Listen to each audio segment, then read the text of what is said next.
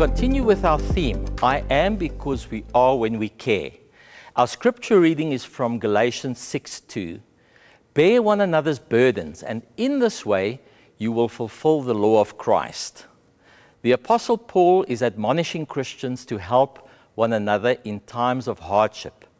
It emphasizes the idea of mutual support, empathy, and the sharing of difficulties to alleviate the burdens of others. It is a call to practical, selfless, and supportive lives of fellow believers. The theological concept of co-inherence refers to the interconnectedness of believers in Christ. It suggests that Christians are united by faith and through Christ sharing in his work and burdens. It emphasizes the idea that believers are not isolated individuals, but are part of a larger community that carries burdens together and supports one another. This could be seen in the way believers pray for one another, share in the ministry of Christ, or offer support in times of need. While carry one's burdens is a practical call to action within a community, co-inherence is a theological concept that emphasizes the deeper unity and interconnectedness of believers in Christ.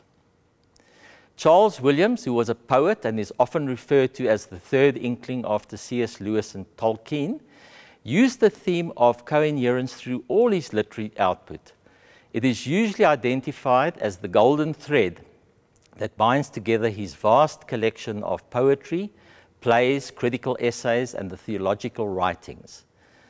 Williams and co-inherence seem to be inseparable. For him, it is generally the concept that all human beings are connected with each other and with God, and that all persons are dependent on each other. More exactly, it can express the interweaving of three persons in one divine substance in God, two natures in one person in Christ, many human persons in the one body of Christ.